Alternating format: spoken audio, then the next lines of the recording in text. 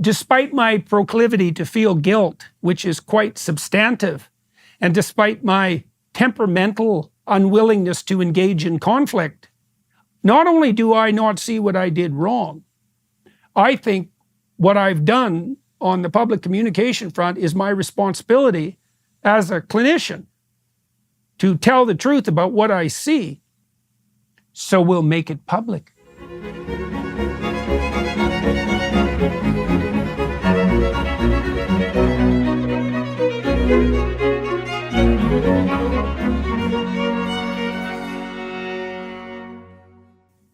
Dad, nice to see you.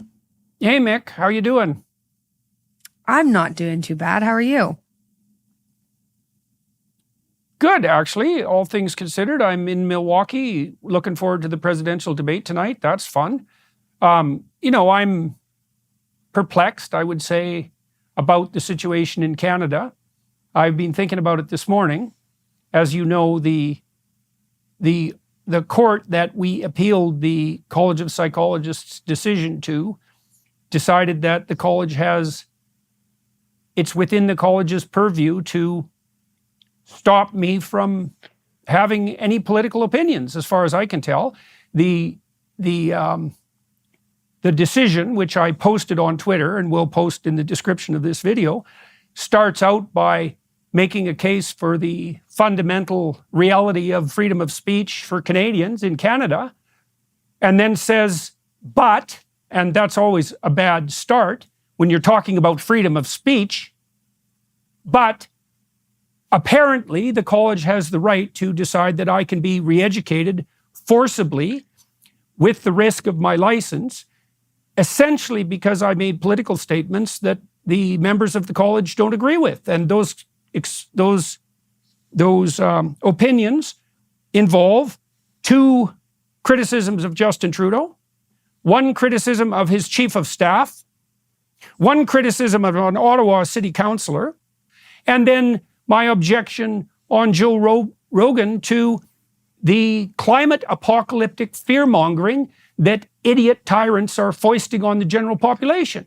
Now, apparently that makes me unprofessional and a disgrace to the profession, such that I am now going to be required, the college can go ahead with this, to put me into a re-education program with their so-called social media experts, and that's also, by the way, a profession that does not exist, until I learn my lesson, whatever that is, regardless of how much time that takes, by their judgment, or they can take my license away.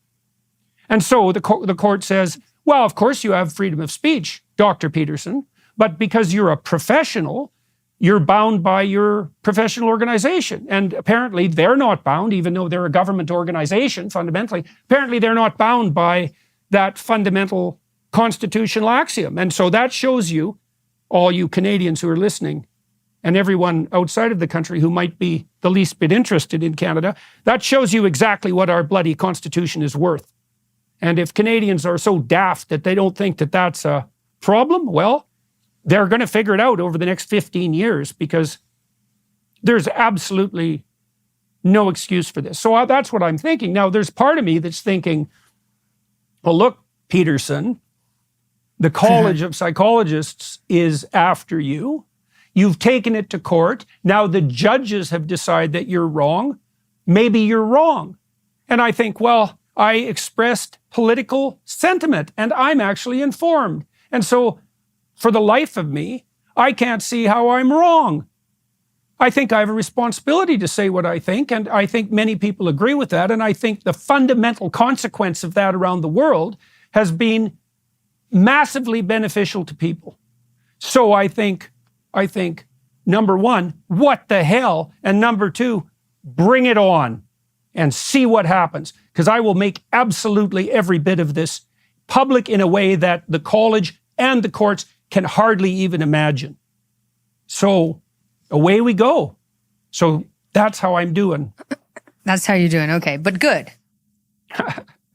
Yeah, but good. You know, I mean, look, the court decision was worse than I thought it would be. I was already pessimistic. I figured the court would take the coward's way out and basically upbraid the college for procedural inadequacy, because one of the things the college did, which is just beyond comprehension as far as I'm concerned, is pursue these complaints that were put forward by people distributed all over the world, who then claimed in writing falsely to be my clients, when in fact they were never my clients. And not only were they not my clients, they had nothing to do with anyone who was ever a client of mine. And so I figured at least the court would say, well, you know, of course you have the right to police professionals because you're a professional governing body, but they didn't even do that. They just basically said, well, of course you have the right to freedom of speech, except when it comes to, let's say, political opinions. So, you know, then what right do you have at all?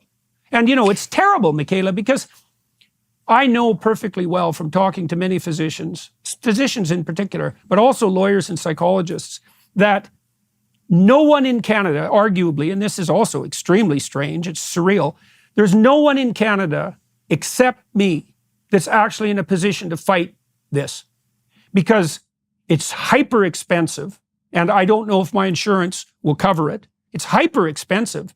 It's stressful, it's complex, it's time consuming. It could involve the suspension of my license. And there's not really anything that can be done to me that's a threat. I'm not serving as a clinician. I don't have a practice anymore because that became impossible, even though I love doing it. And I'm also not very happy about that.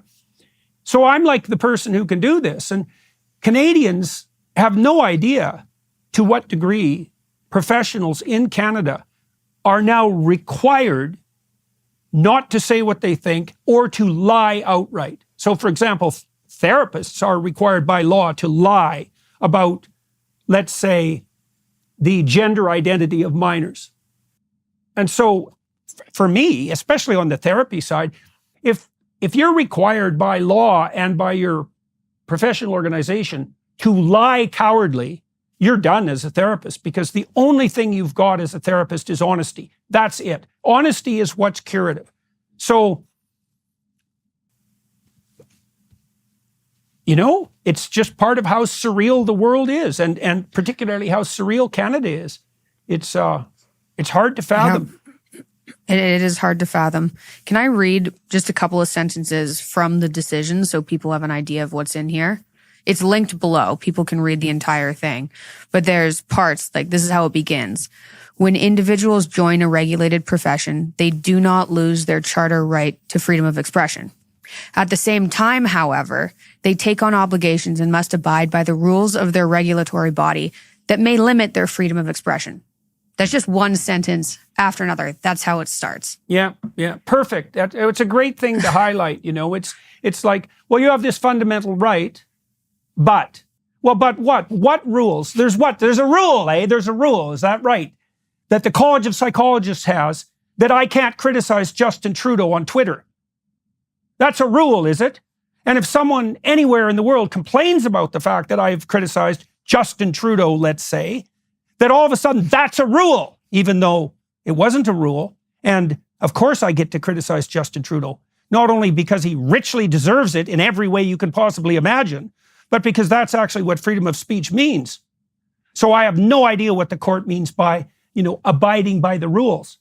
So the rules are whatever the bloody College of Psychologists determines constitutes a rule after the fact, given their complete freedom to make manifest any rules they want. Yeah. It's beyond comprehension. And yes, but I have freedom of speech. It's like, do I now? What do I get to talk about? Apparently I can't even talk about the weather. You know, here's another fact. This is literally the truth.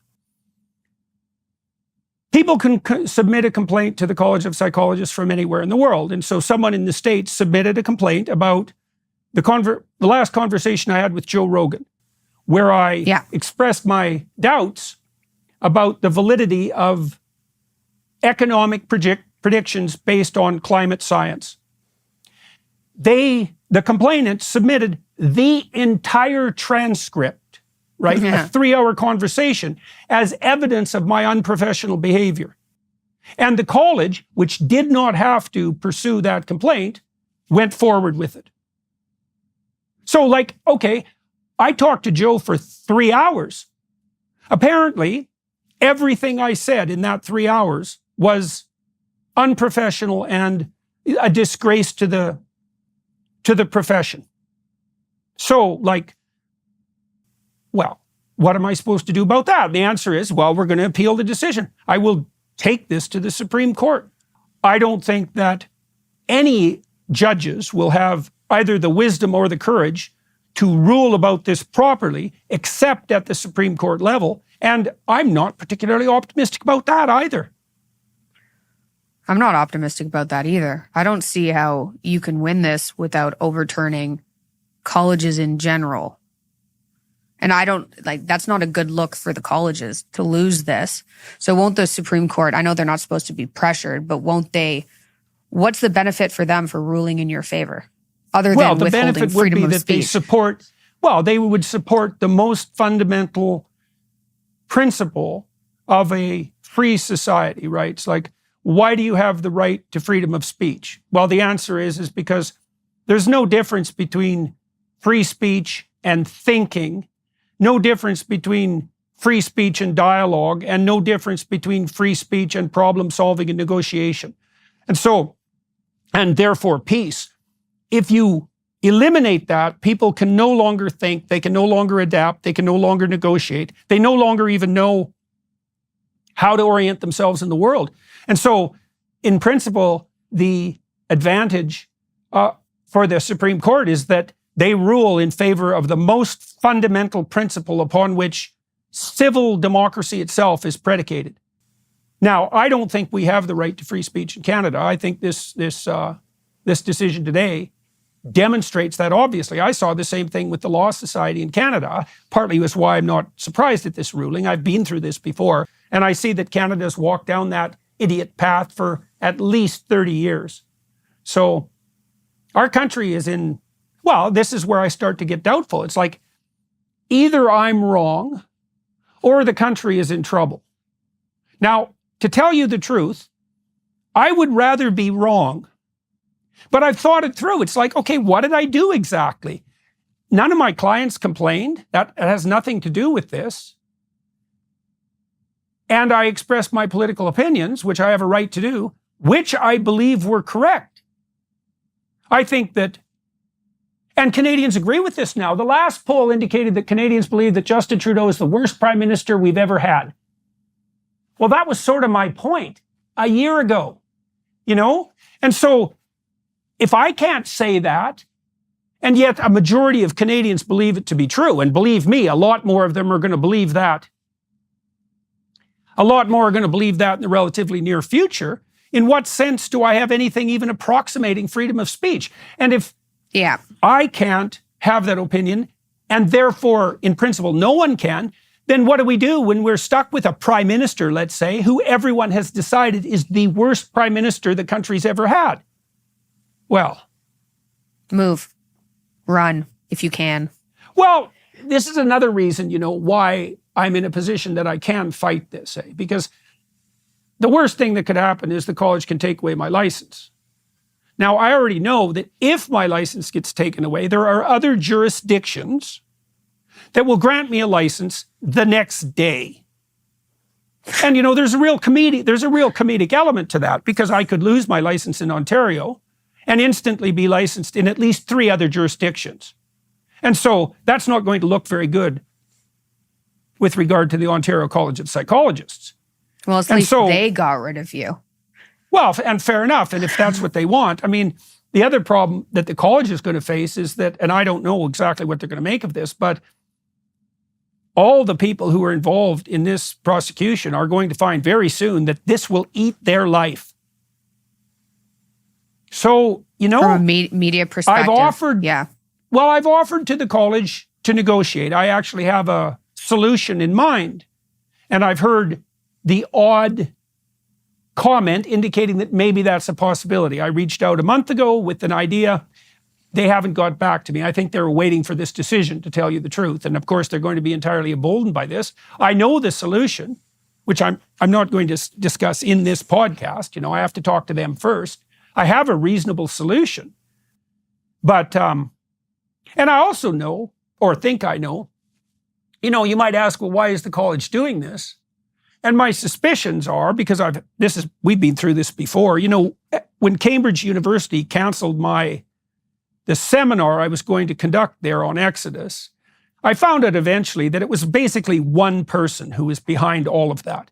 There were two more that were associated with that person who are pushing the college to go after me for whatever the hell their reasons are. You know, maybe they disagree with my political opinions, particularly on the trans front. And that was the tweet, I think, that really probably initiated all this, right? I tweeted about Elliot Page. And so I'm perfectly happy that I tweeted that particular tweet. And I also think in 5 years, nobody will admit that they were ever in favor of any of this, right? This is far worse than the lobotomies of the 1930s. This is inexcusable. You know, I read one poor kid today on Twitter, detransitioner, was decrying his castration. Fancy that. And pointing out, for example, that, you know, he's a young guy. He has no sexual drive whatsoever. And he said, well, you know, what am I going to do? What have I lost? I can't believe I was so stupid as to have gone through with this. It's like, you know, fair enough, kid. You probably should have woken up. But the people who facilitated that transformation, your therapists and your surgeons. What happened to do no harm? Yeah, right. I should also point out, just so everyone is aware of this, surgeons are much more likely to be psychopathic than people in the typical profession. That's a well-documented phenomenon in the psychological literature. Now, it's not only surgeons, obviously. You see that in other professions as well. But if you happen to be sadistic and psychopathic, a profession that allows you to cut people up, and you think, well, there are no people like that. It's like, well, I think they just arrested some nurse in the UK for killing a bunch of babies in her psychopathic and sadistic manner. And so if you don't think there are people like that, you're naive beyond belief, and you better bloody well pray that you never meet anyone like that, because they're looking for someone just as naive as you to have their way with. There are countries now that have outlawed surgery for minors, transgender surgeries for minors. Like I believe Sweden has. They didn't exactly outlaw it.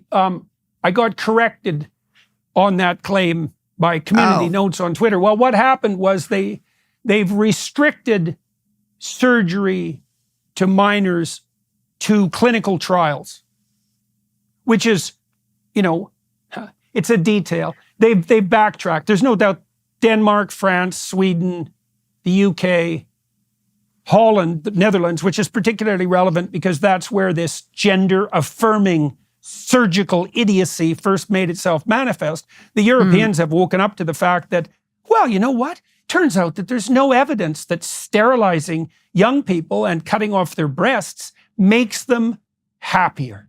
Isn't that a shock? Yep.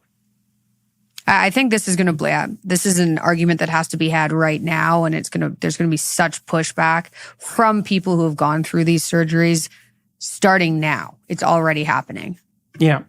You had some more things to read from the decision. Yeah. Well, there are a couple of other, I don't know if they're funny, but there are a couple of other parts just to clarify what's going on. Is this decision that they've come to ordered Dr. Peterson, as a registered member of the college, to complete a specified continuing education or remedial program, a SCRP, regarding professionalism in public statements.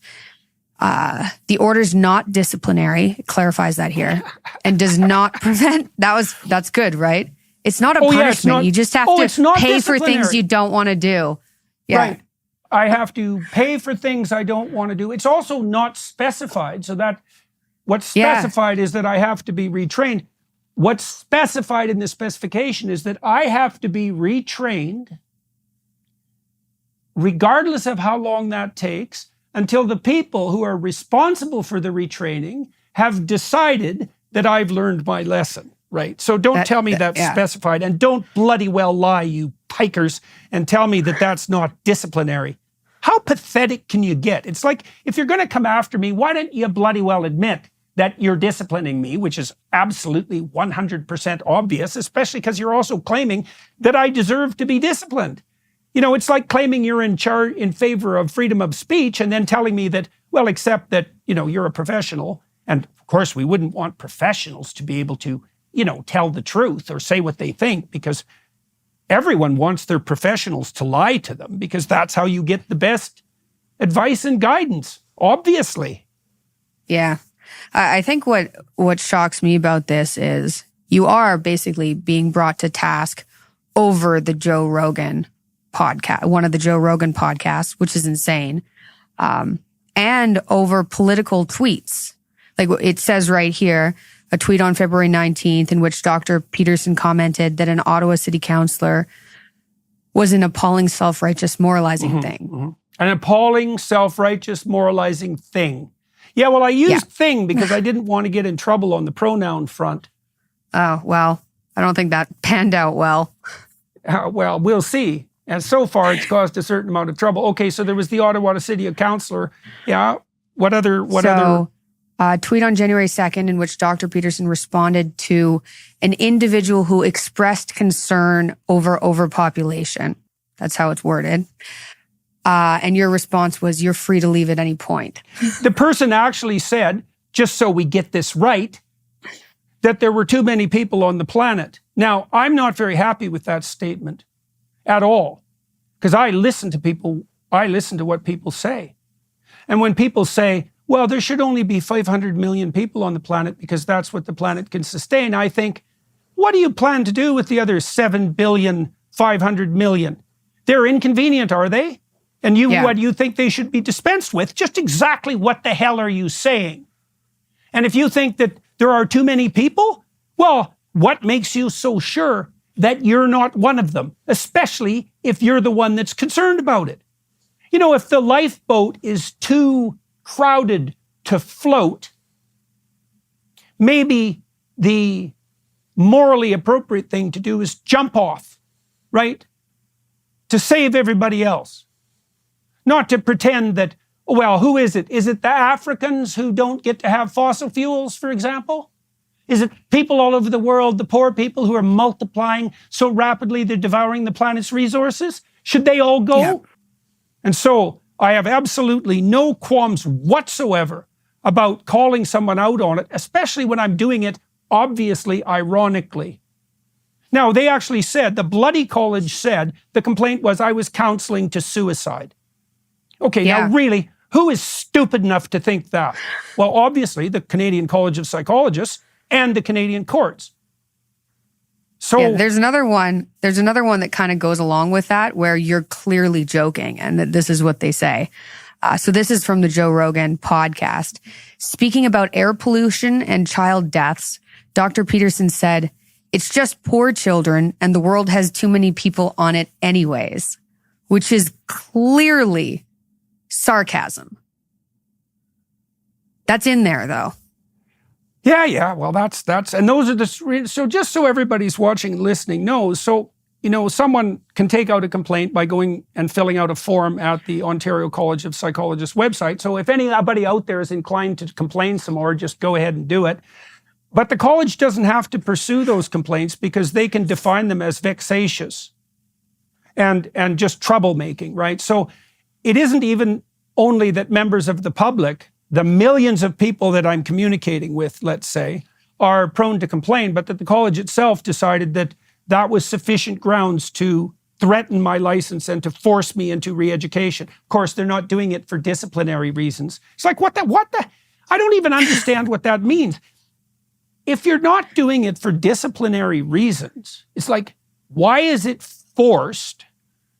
And why am I being upbraided? That's like the definition of disciplinary. So that just shows you how mendacious the decision is. Yeah.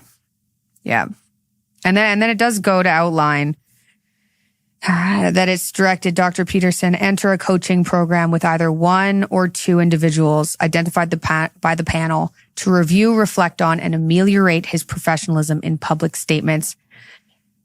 coaching program was to begin within 3 months and to be completed within 12. Costs associated with the coaching are borne by you. It also outlines that coaching doesn't end until you've successfully ameliorated your professionalism and learned something. And what the hell is that supposed to mean precisely? I'd need a whole personality transplant, apparently. Yeah. But there's another problem too there. And here's the problem. I'm not wrong. So that's a big problem. And I swear I will do this. If I am required to undergo the retraining, I will undergo the retraining. And I will tape it. And I will broadcast it. And then everyone else can decide, for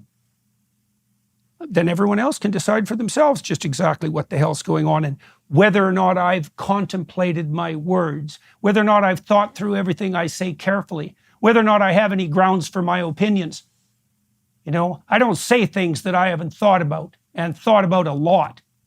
And so I agree with Canadians that Justin Trudeau is the worst prime minister that the country has ever had. And I think he's actually far worse than people think. And I think that professionals in Canada no longer have the right to express their thoughts, which invalidates them as useful professionals. And I think they're pushed into a corner so badly that even the brave professionals I know, and I do know some, are unwilling to fight this, to even make public statements in support of me. And if you think that is the hallmark of a free country, there is really something wrong with you.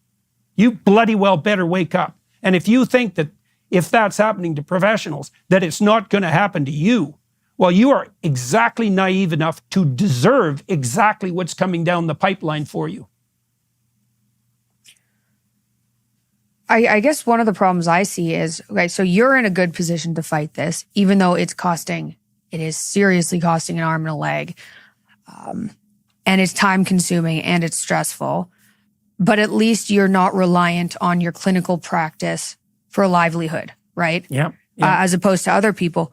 What's the average Canadian supposed to do when they're living in a society like this? Like, how do you fight? Because in my opinion, I honestly don't know if you can win this. I think Canada is crooked and woke very, very deep down. So I don't necessarily see this going in a good direction for your clinical license, at least in Ontario. What are average people supposed to do to try and stop their society from going in this kind of direction? Because it feels like I moved, I just ran away. I was like, goodbye to this country. I'm going to America. It has its problems for sure, but at least there's freedom of speech built in there. Like, what does the average Canadian do to fight back against this? Get involved in the political process at whatever level they can. Get involved in the school boards. Get involved in the political parties. Get involved in local elections. Volunteer for election. Start differentiating between the false government state-funded legacy news and actual news, if you can do that, even though that's become impossible in Canada too, because now Canadians can't get news. It's like, look, here's the rule, Mick. This is the rule. All responsibility on the political front abdicated by the average citizen will be taken up by tyrants and used against you. And so you either take responsibility for this, which means to get involved in the political process, or you suffer the consequences. Now, you know, a young person might be thinking, well, what could I do? And I would say, you know, that's actually not a good attitude. And I mean that practically, because what you will find if you're young, if you go volunteer for a political campaign, let's say, first of all, you're going to learn a lot. You're going to sharpen your political beliefs. You're going to learn how to put an argument forward. And then if you're competent and hardworking, you're going to find that avenues of opportunity open for you on the political front so quickly that you can hardly imagine it. And that's partly because most political organizations are chronically short of help and absolutely chronically short of competent help. And so if you stepped into the political arena, you'd learn to speak more fluently, you'd learn to put your arguments together, you'd learn to be more responsible, you'd take the responsibility onto yourself and strengthen yourself as a consequence, you'd keep the country on the straight and narrow, and you'd keep it free, and all sorts of opportunities would emerge for you. And so that's what you do. Now, people don't do that, and it's partly also because they're taught, oh, you know, the whole system is so corrupt that nothing can be done about it. It's like, well, if that's the case, you're in real trouble. And if it's not the case, take advantage of the opportunity. Get out there. Do something about it. You know, you're a citizen. It means you have some responsibility. If you're a citizen without responsibility, you're headed for slavery. Simple as that. That's how the world works. If you don't stand up for yourself, obviously the people who will exploit you will exploit you. Obviously. So I don't think it is hopeless at all. I think that the fundamental bedrock of our institutions is still solidly enough in place, although it is threatened, that we don't have to walk down this increasingly authoritarian route. And, you know, there's some positive signs. One of them being, for example, that the bloom is off the Trudeau rose. You know, there's a man who couldn't even tell the truth about his marriage. What's the alternative? You know, you said, for example, you left. Well, there were business reasons for that too, because it does turn out that the United States is a place it's much more straightforward to do business in the United States. And most people who are watching and listening will not know that Canadians now make 60% as much as Americans make. 60%. And the gap is growing. And that's a huge difference. We were at parity in the 1970s. It's a catastrophic difference. And Trudeau and his bloody minions, Stephen Guilbeault, prime among them, Guilbeault said today that the days of free and plentiful energy are over. Well, there's no difference between energy and wealth. And there's particularly no difference between energy and wealth for poor people. You want to make poor people poor, make energy expensive. Energy is work. You make work expensive, you demolish the poor, obviously. Well, I object to that. That's why I object to the climate fear-mongering apocalyptic lies, because it destroys the poor.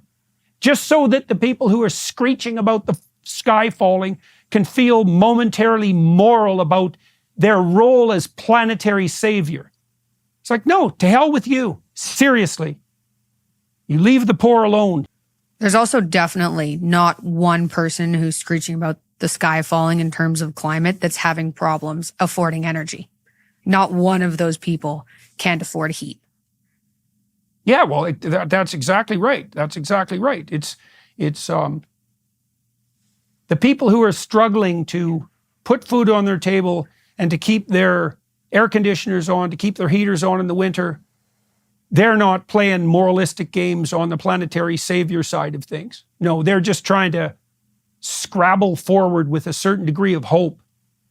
It's appalling to see the left support this, for example, because in principle, the left is the voice of the underclass, let's say. And it's obvious that the progressives will sacrifice the poor to nature, right? To nature worship, to Gaia, this imaginary catastrophe that justifies degrowth, for example. What the hell do you think degrowth means? If you don't think that means starving poor people, you're an idiot. And you might say, well, there's too many people on the planet anyways. In which case I would say, then leave. Well, is there anything else you think we should get into details about this? Or does that give people a good idea about what's going on? We can continue updating people, but this is the big story now. Hopefully we can get this covered by insurance because, oof. Well, insurance for a practitioner is mandatory. And insurance for a practitioner is mandatory for these reasons. And so it would be quite the situation if it turned out that the insurance which I was paying, because that was mandatory, also fails to cover this sequence of events. So we'll see about that. But I will take this as far as necessary. So, and like if I tell you, Mick, I am very much inclined, as you know, to, if I'm accused of doing something, to rake myself over the coals and to try to find out if I did something wrong. And I went through those allegations at Christmas in detail, and it was very stressful because I thought, maybe there's something here and that I went beyond the bounds of reasonable conduct.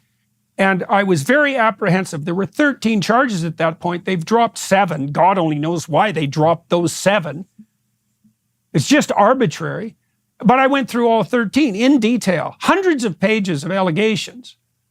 And when I came out of that, I thought, well, first of all, I thought, how daft can you be to pursue allegations put forward by people who lied about the fact they were clients of mine?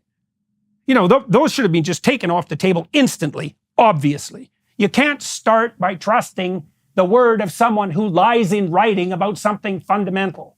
So that was kind of a relief in some sense, right? Because I thought, well, that sheds a pretty dim light on the procedures of the college. And then I went through each allegation in turn. And I think the most damning, as I said, was the tweet in relationship to Elliot Page. That was certainly the one that caused the most public trouble. It's like, I got to tell you, kiddo, that's looking pretty good now. So, despite my proclivity to feel guilt, which is quite substantive, and despite my temperamental unwillingness to engage in conflict, I don't see, not only do I not see what I did wrong, I think what I've done on the public communication front is my responsibility as a clinician to tell the truth about what I see. And so we'll make it public in every possible way. And I'll bring to bear every single bit of public pressure I can possibly muster on this particular topic. And we will watch over the next 3 years, because that's how long it'll take, exactly how this plays out. So, and we've cordoned off our life. I can deal with this without it having interfere with everything else I'm doing. I've talked to Tammy, I've talked to you and Julian. My family's on my side. We're solidly committed to this. I have a good legal team. We have the money necessary to do this, and we have the connections. So if the college wants to re-educate me, they're more than welcome to try. But if they think they're going to do it in secret, they've got another think coming. Well, with that, it was nice talking to you. Have fun at the presidential debate tonight. I like your suit. Oh, thank you. Isn't it ridiculous? Yeah, it's good. You stand out. I like it. Very subtle. Yeah. Well, I thought I'd blend in with the crowd tonight, You know, Nice. the Americans, they're very theatrical, right? Everything Americans do is theatrical. And so this presidential debate, it's theater of the best sort. And I'm down here to have an adventure, And so, and it's what I should be concentrating on. And my writing, But in for a penny, in for a pound. That's for sure. Yeah. Okay, kiddo. Bye. I'll talk to you soon. Bye-bye.